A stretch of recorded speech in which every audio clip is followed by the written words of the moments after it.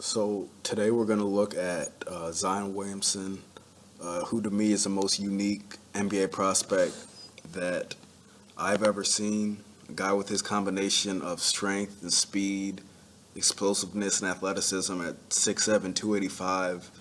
He can jump with anybody, and he's quick out in the open court, pretty agile and nimble for somebody who's the size of, you know, a pretty big defensive end. So today we're going to take a look at his strengths, weaknesses, what I think he needs to do to really excel as he moves on to the professional level. So, above all else, Zion Williamson is an absolute freak in transition. You see that man rebound right there, pushes it, and then a nice bounce pass to get to the layup. When Zion Williamson gets the ball, there is no greater threat in college basketball to take the ball coast to coast and finish with force. So when he gets it right here, he's already got this Kentucky defense, which is a team that is full of plus athletes at the college level, and he's beating all of them up the court. And this is a situation where he gets the ball out right on time to where Trey Jones can get it and finish.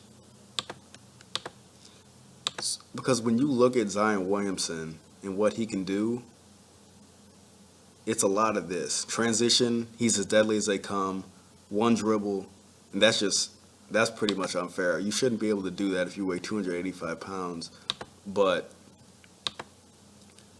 he gets it. Look, this is three-point line, one dribble. It's hard for a guy right here wanted no problems with that, and there's grown men in the NBA who have already said they're not looking to take a charge on Zion Williamson. It's just a level of power and force is something that's going to translate very well to the next level. Now, if you look at how quickly he gets up the court with this Duke team, and here we're going to see again, big-time dunk. The one thing that stands out about this Duke freshman crop is that they're all looking to get out in transition. They can all finish. And for the most part, I know R.J. Barrett sometimes gets some flack for not moving the ball enough. They're all pretty good passers. So here, this is another big dunk. But what I really want to highlight about this is what happens after the dunk. He gets a dunk. First thing he does, he's pointing right at R.J. Barrett. This is something that I think people need to understand about Zion Williamson is that he doesn't care about his numbers and he doesn't really care about what other people have to say. His goal is to win every game. And he understands that by doing what he does on the court, it's key that he maintains his, personality as a team-first guy. He pointed right at R.J. Barrett after that big dunk. You know a lot of guys who make a dunk like this, they'd be hyping themselves up. And he's pointing right at R.J. Barrett. He's one of the best teammates of someone with this level of skill. And again, we're going to see a big-time block here on Nick Richards. And here he is again pushing. That's a phenomenal bounce pass there, right in the pocket. And then you see that enthusiasm again. You see that energy. You see the passion. This is a kid who you can tell by the way he plays that he loves this game and he loves to play it. And he's looking to do the most that he can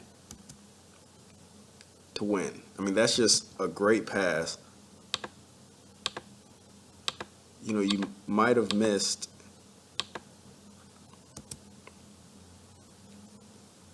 how nice of a pass this was. I mean, that's right in the pocket, pretty tight window, and then R.J. Barrett does the rest of the work. And, I know so many people want to look at Zion Williamson and say, oh, you see the highlight tapes and the mixtapes, he's just a dunker.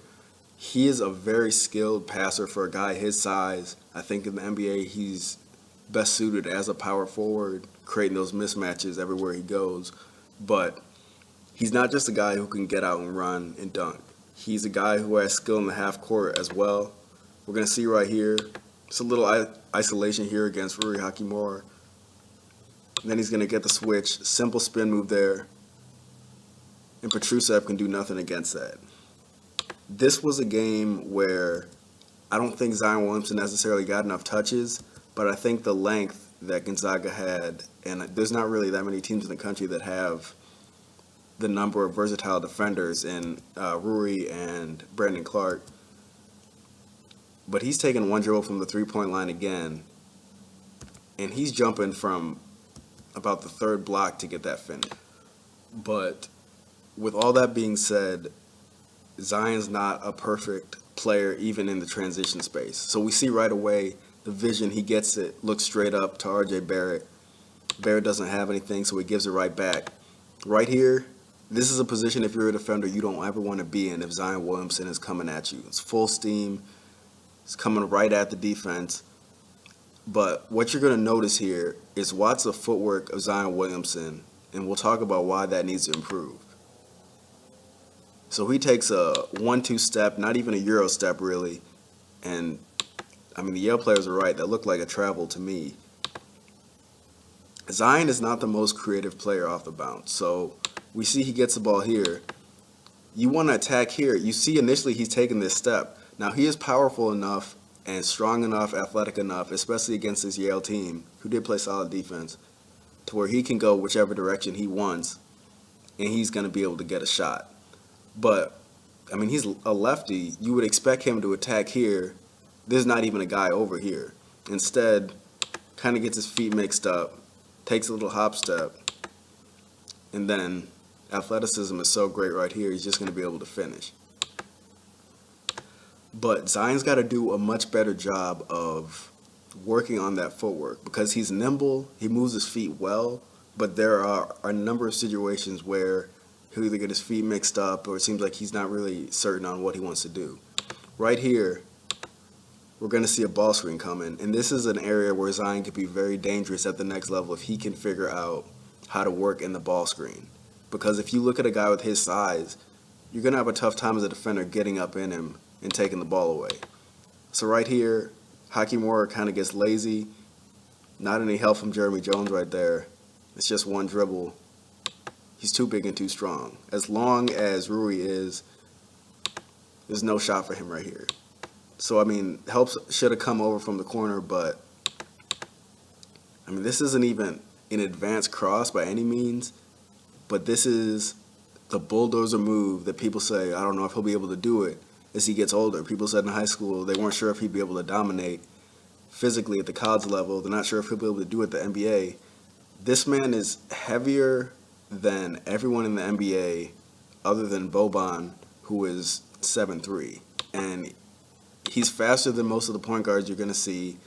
He's more explosive vertically than nearly everybody in the NBA. So this is something he'll be able to do even at the NBA level.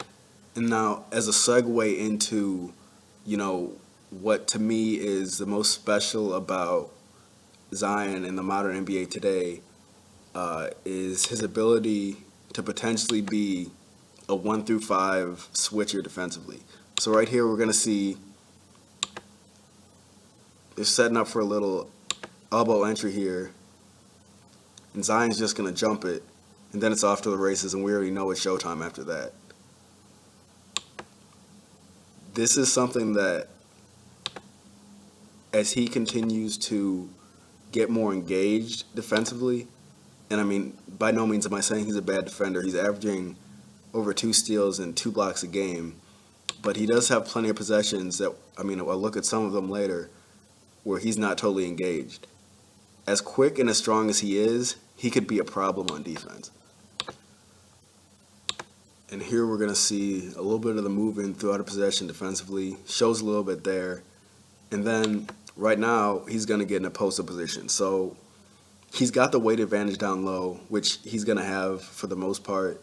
Not overly big, and he's really not overly long for someone who's about 6'6", 6'7". But the strength is ridiculous. And here we're going to see him get around. I mean, he's a wide body, and he moves around and gets his steal. And then we see him out on the break again, playmaking ability.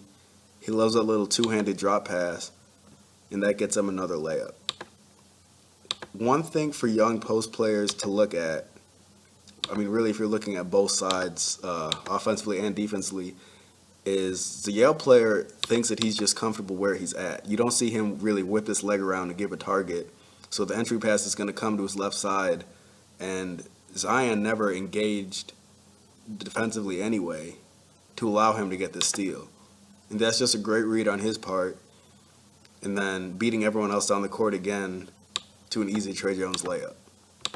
But now, this is what I was talking about earlier, and I think Zion really has to do a better job, especially when they start getting into ACC play and you're facing guards that can really do some damage against you. In this Gonzaga game, it hurt them, and it's not something that is that obvious when you watch, but it's something that he's been doing a lot and seems a little bit problematic in terms of defending pick and rolls. And if he's going to be playing the four, and if he's going to be that switching force that I think he has the potential to be, this is something he's got to fix. So right here, we're going to see Hakimura is going to come up with a screen, and Perkins is going to come off. Perkins is a solid shooter. Hakimura had been torching them this whole game, so I kind of understand the logic. But this isn't really much of a hedge. I mean, this is a light step.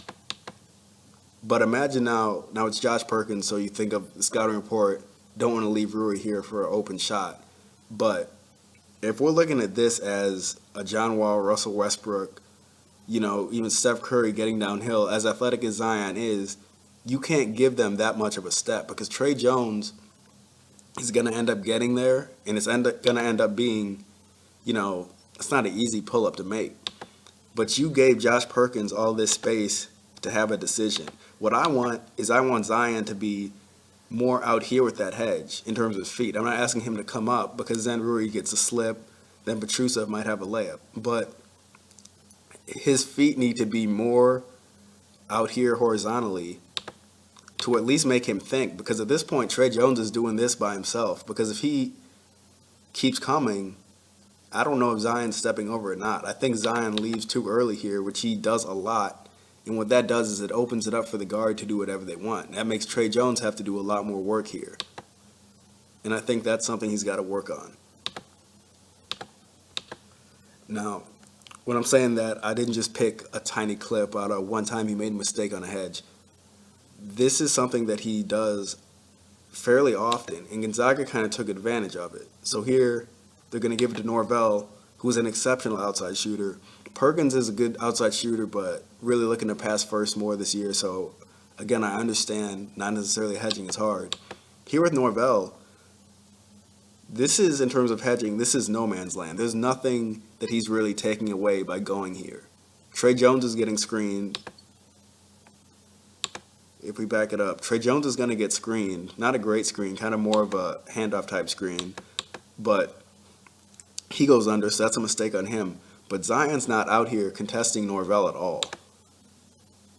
He's a big shot maker, and he's a consistent shooter. That's a shot that's a walk-in three-point shot for any good shooter. So again, Zion's got to be up here more so, because he's so athletic. And that's the thing I think you need to take away from this, is that he is athletic enough to give even, not necessarily a hard hedge, but give a hard step out here and still recover if Hakimura comes down. I think you'll see it, that he's quick enough to recover to those things.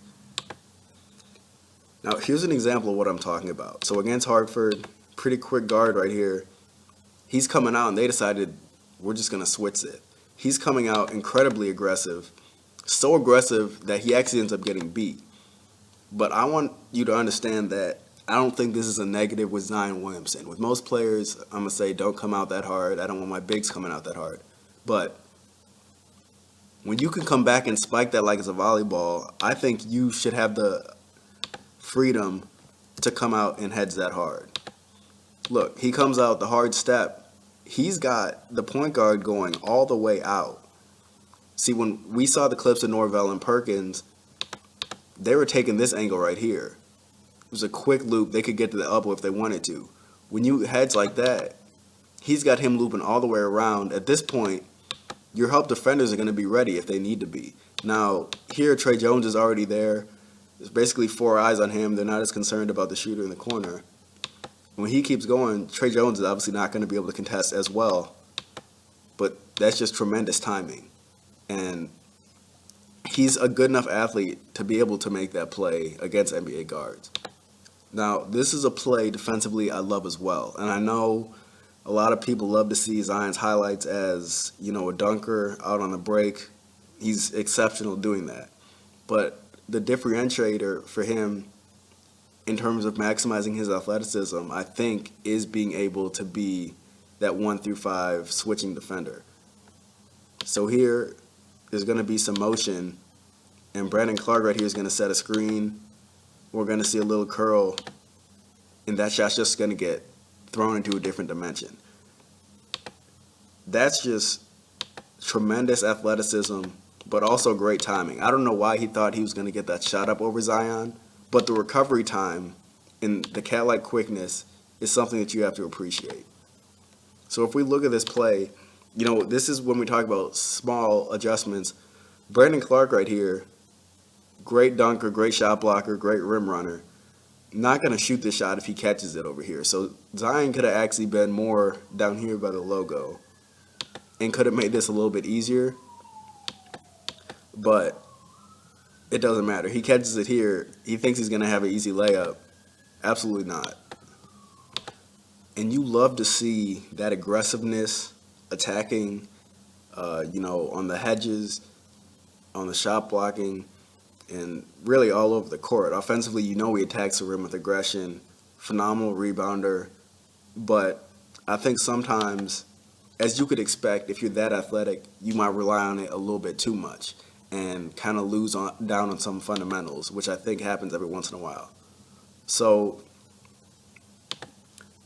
what we're going to see in this next clip is an example of Zion kind of being late to his help and as a result giving up a layup, albeit a phenomenal, really acrobatic layup. But you see right here, look where the ball is. Again, he's on Brandon Clark, and you don't want to give up a lob by any means. There's a little bit of action going on over here, but he should be in a good enough position to where he's right here on the block if Zach Norvell beats R.J. Barrett. So you see right here, he rejects a screen. He's beat, not even close. R.J. Barrett's not going to recover from that. Zion needs to be right here on this edge of the arc, ready to go vertical and stop him. Instead, what he does is he's timing this as if he's trying to pin Norvell, which, as we've seen, very capable of doing. But Norvell with a great finish, and he's a solid athlete. But you could avoid this whole situation if instead of coming out here worrying about what Brandon Clark is doing, and it's not like you can expect him to have any screens over here, because if you did, you'd be able to recover.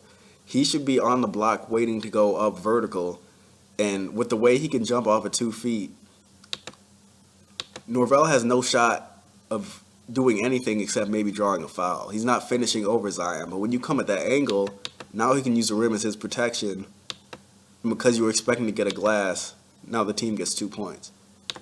But with all these little tiny things, it's nothing I'm worried about because of how hard Zion Williamson plays. He is, of the top prospects that I've seen the last couple years, he is playing full speed with attitude the whole game. It's hustle all the time. He's diving on the floor for loose balls. And right here we're going to see Gonzaga out running. They got a 3-on-2 pass to Brandon Clark. And again, that's a just ridiculous chase down block right there. That's not something that you're going to see from, I don't know how many guys in the country. Brandon Clark's probably one of the few guys who would actually be able to make a block like this. He's going to get the ball. In Zion right here, plenty of guys could just give up on this play and say, let him get the layup. Don't worry about it. He stays with this play, times it perfectly, and blocks it off the rim. I mean, if we look at where he actually blocks his ball, I mean, he's got his hand all the way over the rim blocking that straight. That's just a ridiculous block right there. Now, the athleticism that Zion has is clearly a big strength, but offensively, as I mentioned earlier, he's not that creative off the dribble. He doesn't have great secondary moves. He can beat you in a straight line pretty much whenever he wants because of his strength, because of his speed, and ability to finish at the rim. But I think if he really wants to be elite in these isolation situations, he's going to need to be less left-hand dependent and more creative. So right here, it's a favorable matchup for him size-wise. Usually it is either with his strength or with his speed. But here Norvell is against him, and that's a simple cross, comes back to the left, and finishes. So that works. You're going to get the points. Definitely going to work in college against any team that you face. But what I want to see is him being confident enough to say, look right here. I understand Zach Norvell's coming over, and Rui might be there for the help, but who actually stopped him to come here and finish with his right hand? I don't think there was anybody who actually stopped him. You're going to see Norvell takes that step, and he spins back, and it worked on this play. The reason I don't like the spin back is because he's spinning back into one of the top shot blockers in the country, in Brandon Clark. If he doesn't stop his momentum and he keeps going in this straight line, Zach Norvell's either going to get the foul, he's going to get an and one, or if he keeps going right, Boland's going to have an opportunity for a second chance. Now, because of the strength and because of the explosion, that's an easy finish for him. But I would like to see him be more confident finishing with that right hand against pressure. Now, here again, we're going to see an example of Zion Williamson just being a grown man at 18 years old. He gets the ball, and let's just note this right now. Reed Travis is probably the only dude in college basketball who strength-wise matches up with Zion Williamson a little bit. And he had a hard time this game doing anything with him. Here he's going to get it, and now this is essentially an isolation at this point. Going to take a couple dribbles. Travis absorbs the bump well, and Hero's going to come over. Hagens is going to come over. Guess what? It doesn't matter. Zion's too big and too strong. That's bully ball at its finest. But what I like to note about the play is once he gets this attack, right here, it's the first game of the season. So obviously, first game of the season, you don't know if Jack White's going to be shooting 40% like he is. That's a chance for a kick out to Jack White right now. Hero's not going to be able to recover. This is going to be a contested shot, and Hagens is already sneaking over here to help. So he's going to almost get a jump ball. But when you're that strong, it doesn't matter. And on the backside here, RJ Barrett needs to stop spectating. He could be over here in the corner, or in the short corner even, and create a passing angle. But, it's just these small things that are going to help Zion go from a phenomenal college player to being, all-star caliber in the NBA. And he doesn't have a lot of shake to his game. It's a lot of, downhill, straight line drives. But he gets it here, and you see he's trying to go straight line. They poke it out, he loses it. But now, this is a differentiator for Zion Williamson over other prospects. Is Trey Jones is going to get it. Zion just lost the ball. Plenty of guys would come back in here, stand at the corner, wait and say, a bad possession, I'll get him next time. Trey Jones is going to take a shot. Zion's right back in there for that follow-up. So even on the plays where you think, that might have not been the easiest of shots, maybe he didn't see a guy, he's still impacting the game, and his energy is infectious, and that's something that any NBA team has to love. He's a guy who can't be a bust, knock on wood, he stays healthy, due to his energy level and due to his athletic gifts. And basketball IQ is there as well. Now, there have been a couple of situations like this so far this year where I look at Zion as a defender, and really on both ends, and I say, you need to be more physical. And I know that's hard to say with the way he plays, but there's some plays where he's not giving that same imposing physicality that he needs to. And right here, we're going to see a little isolation. Hakimura is going to get into his body, create space, and get that mid-range off. Now, most guys are not going to even attempt this move against Zion in college. I understand that. But this is pretty good sliding of the feet. But he gets a little bit, not even an extension, nothing to be called an offensive foul. And Zion backs off, and now that's pretty much a wide open shot for an athletic 6'8" forward. And here's going to be a similar example. Big, physical, 6'7", 285. You're trying to get an entry pass. Look at the stance that Zion's in right now. He's not low, standing straight up and down, and he's got a guy on his back. Now, if you're wide open and that's the stance you have, we'll live with it. if you have a guy on your back and you're trying to make any type of scoring move after you get the ball, this is not the way to do it. And he's not sealing him off. He's got a huge base, and he's not doing anything to create any type of space. And he's going to let that ball get taken away. Now, they're not going to actually finish. But the problem with that is that it should never even get out in transition. If you're Zion Williamson right here, you need to be low, have a hand out.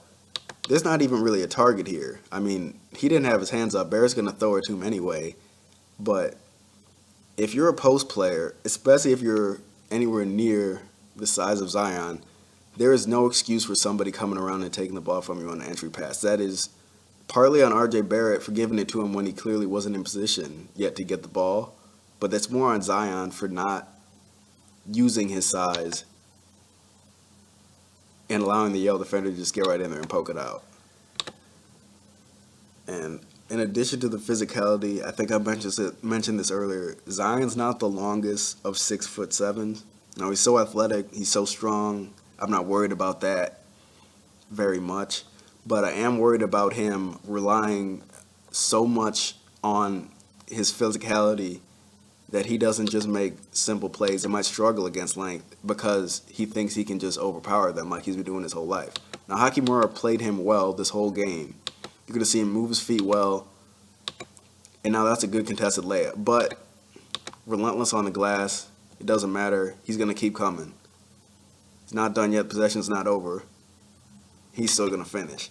And that's the energy that you'd love to see. But at the same time, this might be a problem with length because if he's going up against fours like I think he will, I think he's going to be able to go through or around most of them. But there is more mobile big guys now than there's ever been.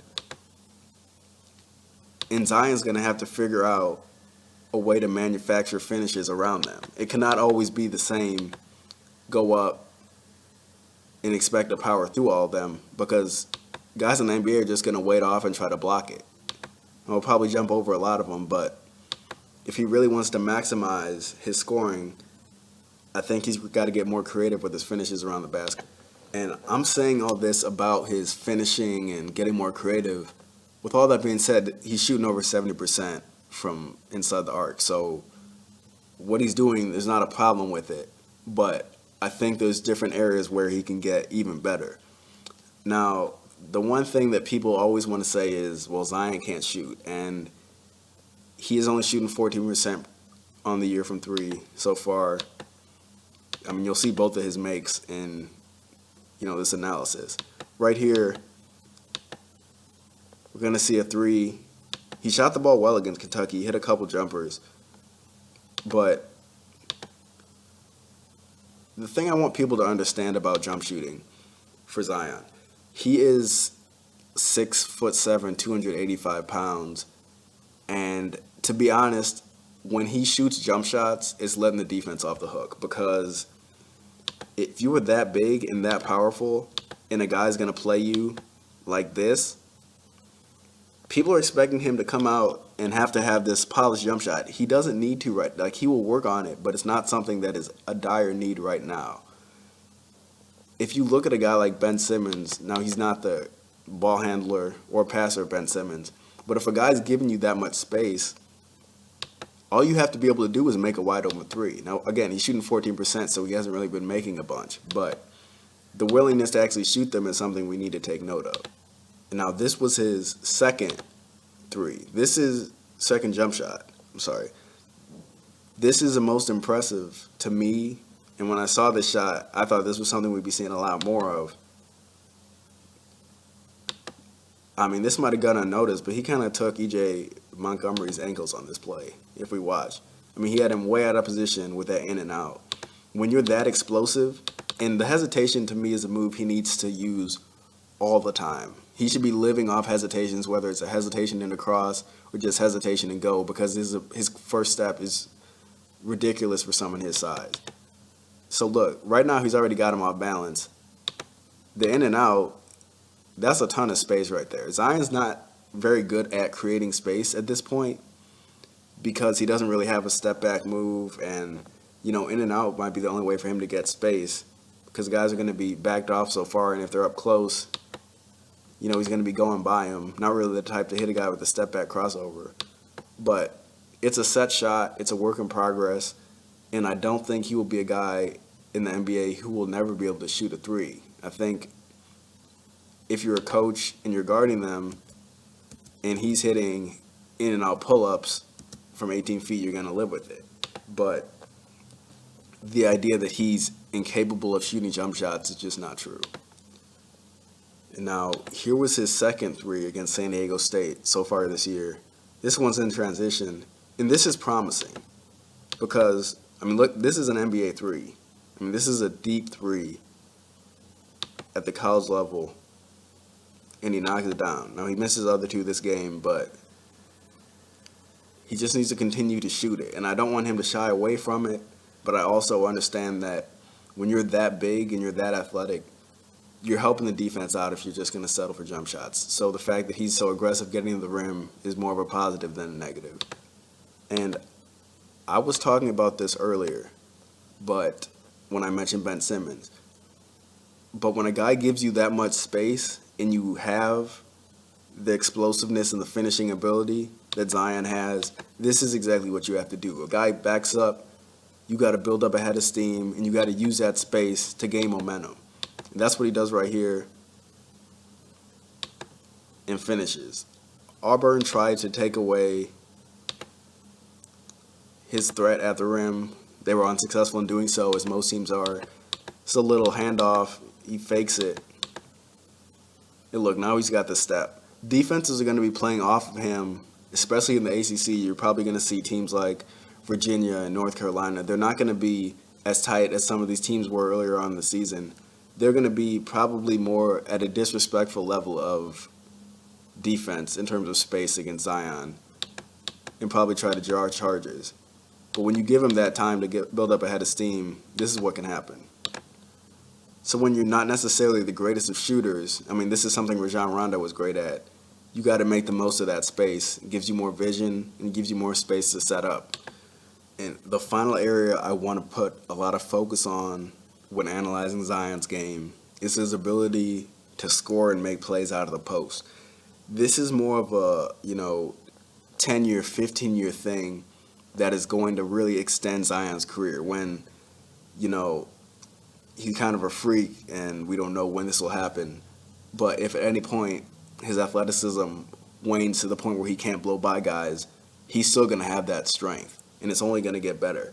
So if he can dominate in the post and really polish that game, he's going to be unstoppable because his footwork and his size really project for an outstanding post-up player.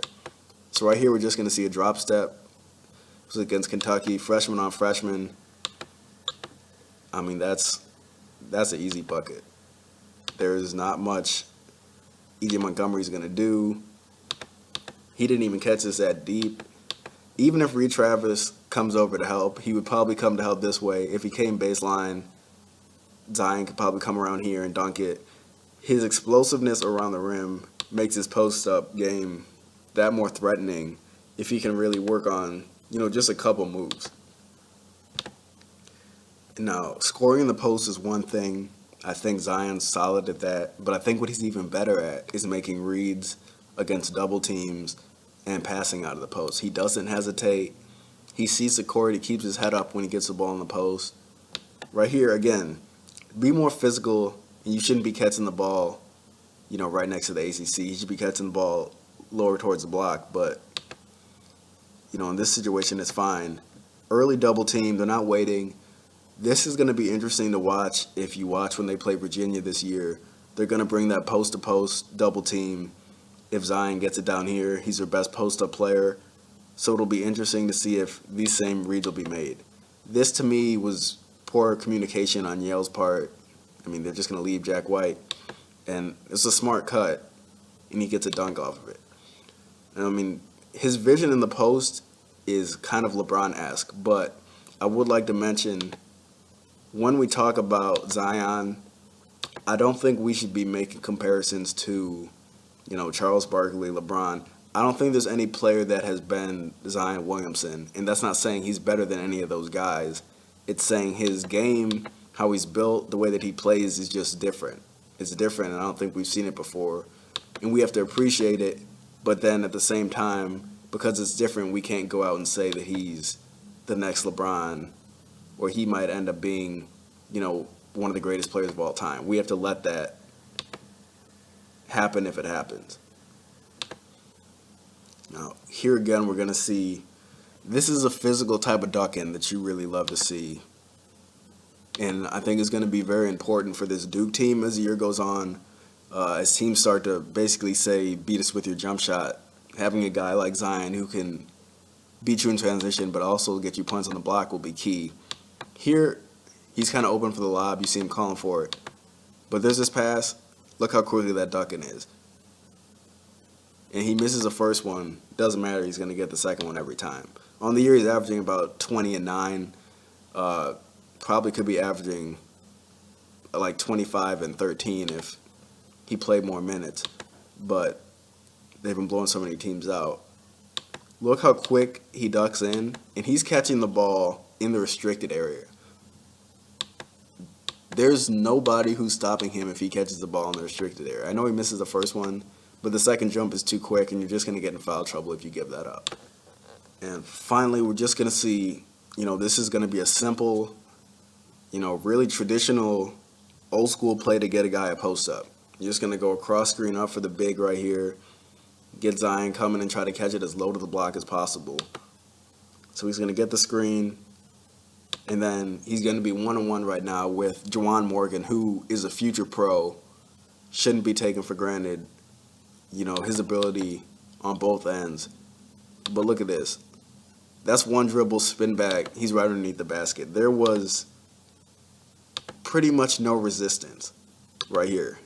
Doesn't catch it too deep, but if you have a big guy who can get from here to the basket in one dribble, you love that.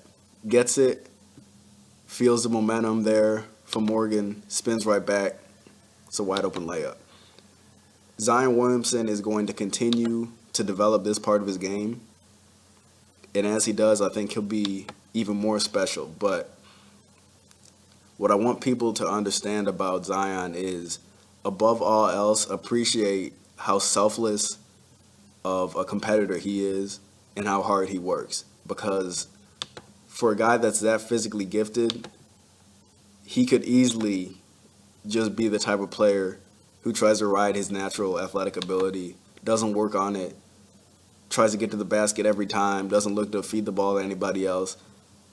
He's not only a great teammate, a great athlete, but he has the potential to be a long-time all-star. And I think if he stays healthy, if he continues to work on his game, work on his jump shot, he's going to be a tremendous player.